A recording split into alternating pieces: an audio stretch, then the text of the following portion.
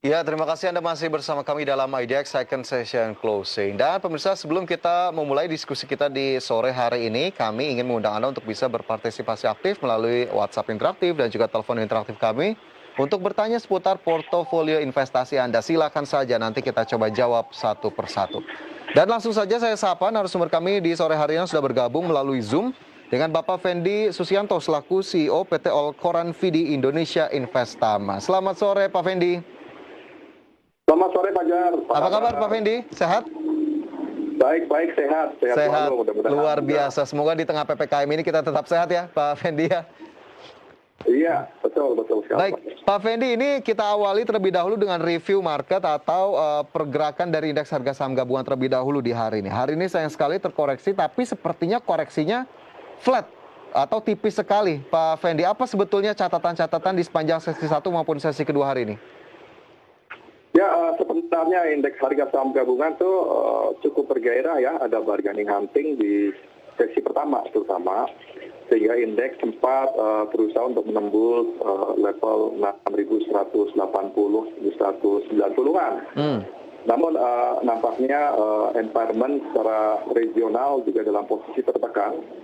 Jadi bursa Nikkei dan Hang Seng dan lain sebagainya dalam posisi yang memang juga mengalami koreksi. Sehingga pada second session kemudian indeks harga saham gabungan juga kebetulan juga menjelang akhir pekan mengalami koreksi juga, sehingga ditutup sedikit turun tipis ya, ke 6139. Tapi kalau kita melihat dari strukturnya nampaknya investor masih dalam posisi yang cukup baik untuk mengkoleksi ataupun akumulasi saham ya. Kita lihat dari net foreign buy juga relatif cukup tinggi ya. Jadi sekitar hampir setengah triliun lah, 480 M ya. Ini menunjukkan bahwa mereka sudah mulai memandang bahwa saham-saham sudah atraktif kembali untuk melakukan trading gitu. Itu Pak Jar.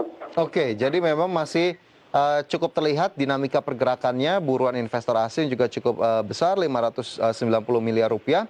Tapi kemudian apakah kemudian jika kita lihat dari top gainersnya saja begitu Pak Fendi, ada saham-saham perbankan terutama emiten big caps. Tadi juga sudah kami sampaikan informasinya. Ini dua saham big caps masuk dalam buruan investor asing.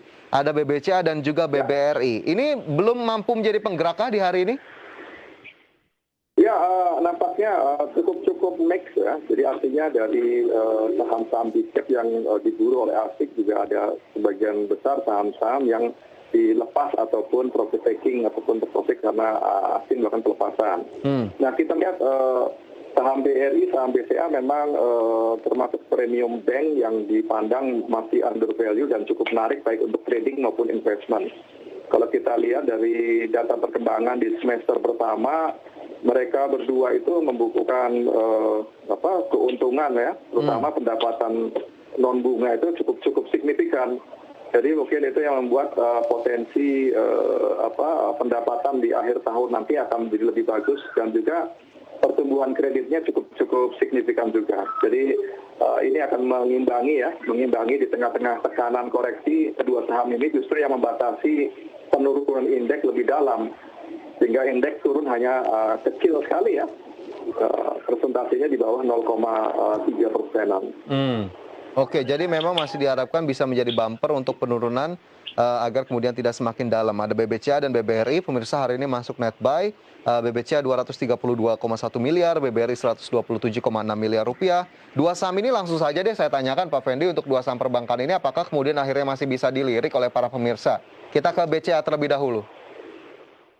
Ya, kita lihat BCA juga kalau dari sisi valuasi ya tentu saja masih atraktif ya. Dengan harga sekarang masih pada kisaran 30.000, 31.000, menurut saya dengan valuasi sekitar 34.000, 35.000 ya masih banyak ya potensial upside-nya untuk saham BCA ya. Kalau toh kemudian dinamika naik turun itu suatu hal yang wajar, tapi kalau kita melihat ini adalah saham-saham blue chip yang memang memiliki valuasi yang atraktif ya, dan juga kita lihat dividend payer juga sebagai investor itu tentu saja disukai, dan pergerakannya juga sebenarnya cukup stable ya, apalagi kemudian di tengah kondisi perbankan yang sudah mulai pulih sekarang ini ya. Di semester pertama sudah terlihat pulih, meskipun sebenarnya tantangan cukup besar ke depan, namun pemulihan itu sudah terasa dan sudah mulai terlihat di sektor perbankan. Jadi ini kemudian yang membuat investor asing juga menurut saya akan kembali ke sektor perbankan untuk mengakumulasi terutama saham-saham yang berkinerja bagus ini. Oke, jadi memang masih bisa dilirik, kemudian tadi juga ada rilis kinerja yang juga bisa diperhatikan, ada BBCA di sana, tapi yang belum saya tanyakan adalah levelnya. Tapi Pak Fendi, kita tahan dulu, ada penelpon yang sudah masuk. Halo, selamat sore. Ya, Selamat sore Pak. Ya, dengan siapa di mana Pak? Pak Suwanto di Jakarta. Pak Suwanto di Jakarta, silakan Pak Suwanto. Iya, mau tanya sama Pak Pendi, saham EMTK nih. Oke. 2 hari ini kok anjlok jauh ya. MTK. 2.500. Gimana baiknya ya? Terus Oh. satu lagi sama AGI. Oke. AGI juga nyangkut di 1.700 tuh. Oke. Aku mau nanya MTEK tuh Ya. karena mungkin IPO Bukalapak bukan ya? Oke, ini cukup menarik ini kita Iya. coba gali. Ada MTEK dan AGI ya, Pak Iya. Suwanto ya. Baik, Iya. kita coba ulas. Terima kasih banyak Pak Suwanto sudah bergabung bersama kami. Baik, sebelum ke MTEK dan AGI, kita selesaikan dulu tadi BBCA, Pak Fendi. Akhirnya, apa yang bisa kita lihat dari BBCA? Apakah kemudian levelnya sudah cukup tepat untuk bisa diakumulasi saat ini? ya kita lihat levelnya sudah cukup tepat ya untuk diakumulasi di posisi saat ini ya. Nah hari ini juga ada sedikit kenaikan yang cukup signifikan di atas level resisten yang cukup kuat ya, kalau saya pandang di atas 31.500 ya. Bahkan ditutup di 32.050 rupiah ya. Jadi di level sekarang menurut saya juga cukup atraktif dan menarik untuk melakukan akumulasi ya untuk saham BCA dengan targetnya juga cukup menarik ya di kisaran 33.500 ya sampai dengan 34.000 rupiah sebagai resisten ataupun sebagai level yang dituju. Nah kemudian secara teknikal juga sudah mulai terjadi pembalikan arah ya. Dari posisi yang mild bearish sekarang sudah dalam posisi yang siap mengalami apresiasi harga secara teknikal. Oke, siap mengalami apresiasi harga secara teknikal untuk Bank Sentral Asia atau BBCA, salah satu emiten perbankan yang masuk dalam net buy di hari ini. Silakan saja pemirsa untuk bisa Anda tambahkan kecatatan terkait dengan BBCA. Dari BBCA sebelum kita ke perbankan lainnya, Pak Fendi, kita jawab terlebih dahulu saja tadi Pak Suwanto.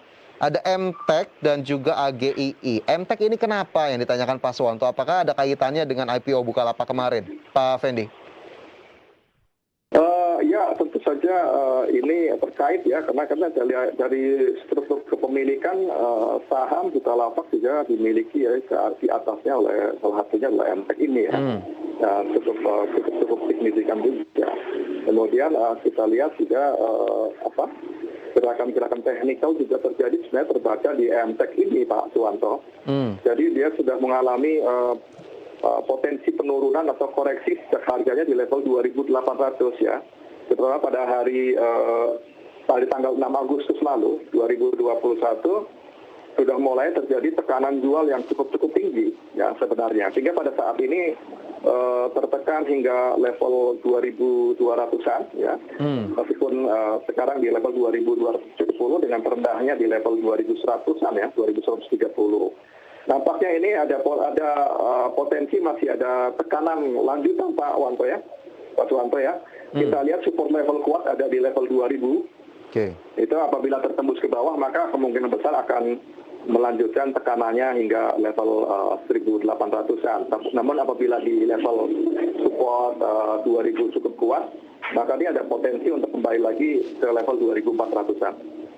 Oke, ada level antisipasi tadi yang diberikan juga oleh Pak Fendi untuk MTEK yang hari ini ditutup turun 2,16% ke level 2270. Pak Suwanto, mungkin saja masih sesuai dengan horizon investasi Anda. Silakan saja untuk bisa diperhatikan lebih lanjut. Ada satu lagi AGII, tapi nanti Pak Fendi kita ulas usai jeda. Pemirsa jangan beranjak di tempat Anda. Kami segera kembali sesaat lagi.